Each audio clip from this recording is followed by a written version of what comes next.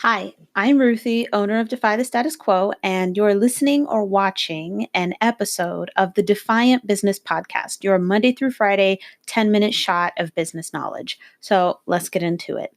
Today, we're going to talk about growing too fast. Yes, it is actually possible for your business to grow too fast.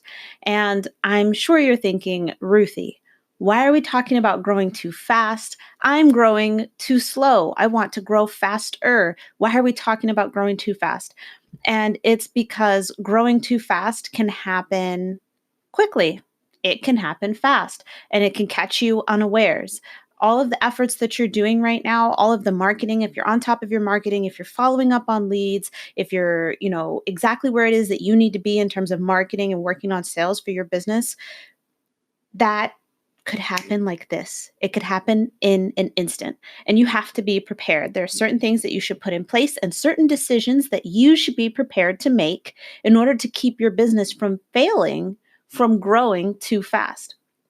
So, the reason why is because your current infrastructure, your current business infrastructure and processes could crumble under the pressure of too many requests or too many new clients. So, let's set it up for B2C product or B2B product and service. So, first up, the product. Let's say you run a small e-commerce business. My advice to you is to set an orders cap, or to make sure that when customers submit orders, it's a smart program that takes into account the orders that have already been submitted. It should allow you to enter in how long an order takes for processing. So that way you can avoid too many orders all at once. So you're thinking, what scenario would that actually happen? So a lot of e-commerce businesses, especially the ones who target women, will use Pinterest as a means to funnel traffic to their store. This is great because if I recall correctly, Pinterest has like 75% women are the user demographic. The primary user demographic is women. So great place. If you've got products for women, you should probably be on Pinterest, but that's another conversation for another time. Let's say you have a pin takeoff for one of your already popular items and orders flood your store. Boom, your infrastructure crumbles. What you end up with is a bunch of unhappy customers because you do not have the people uh, and resources to process their orders in a timely manner. The Amazon effect has caused us to expect our products in 2 days or less. So it's unfortunate for these smaller businesses because now you're expected to keep up with the Amazon standard. What do you do?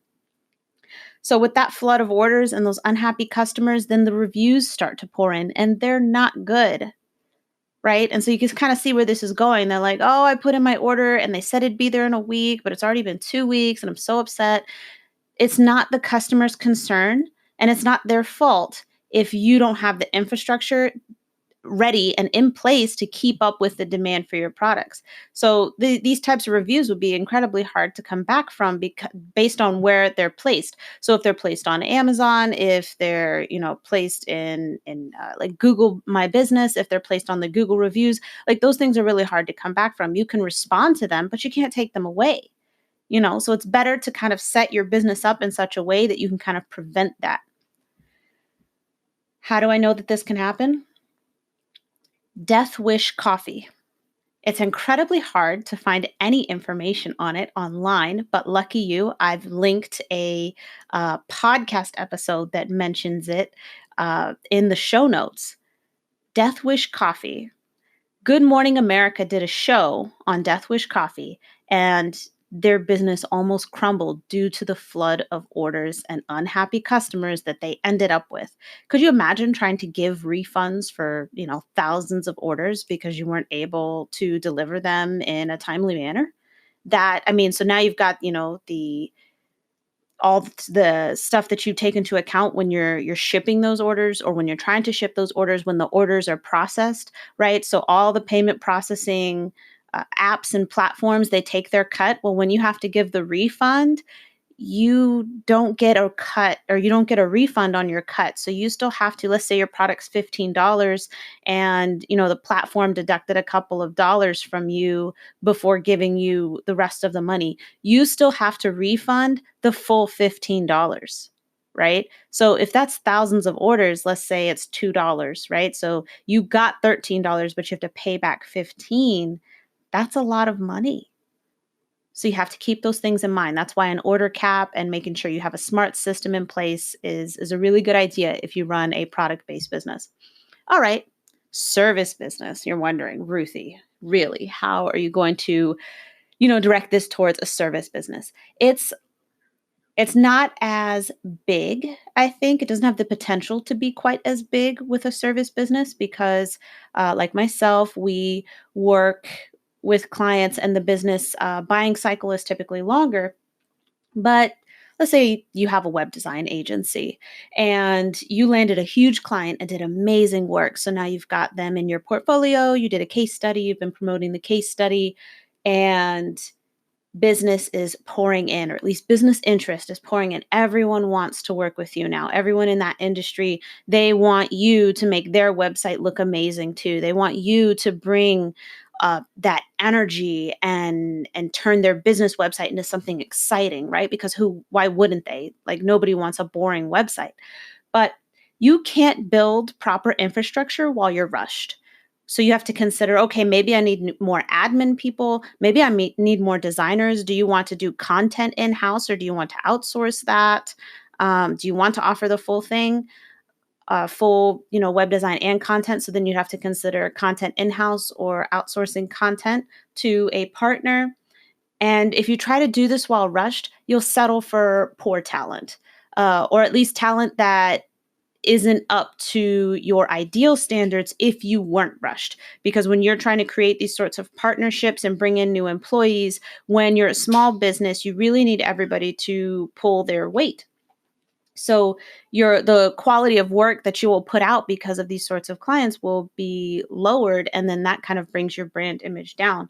So you may not be in a position to lose as much money as a product-based business, but you could lose a lot in reputation just from one or two bad employees or outsourced partners.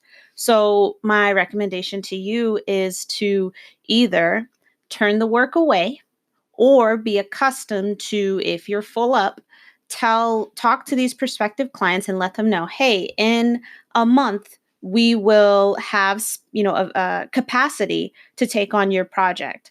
Work with your clients on that. Don't tell everyone that you can do their projects right now. That's our inclination. We want to make our clients happy, but they're not going to be happy if you're unable to do a good job. So if you see that business is starting to pick up, what you need to do is kind of project out that calendar, which is actually pretty good for your cash flow, but then also add, in terms of your business management and business growth, assessments for if you want to hire employees or if you want to develop outsourced partners, but work on those relationships at a pace that allows you to really assess their work and assess whether or not they'll fit in to your business structure and your business team. Okay, so I think now you can kind of get it. Yes, you can grow too fast. And it's not a good problem to have. If you grow too fast, you could destroy your reputation, and that will make it almost impossible. It will make it almost impossible for you to do business. So keep those things in mind. We are coming up on the end of the first season of the Defiant Business Podcast, and we'll be taking a 1-week break. But once that week is over, we've got a special guest for you, and we're going to be featuring this special guest throughout all of the next season, periodically, about once a week. And I think you guys are going to love what they had to say. I'll be revealing more details in the coming episodes, the final episodes of season 1. Thanks for being here with me.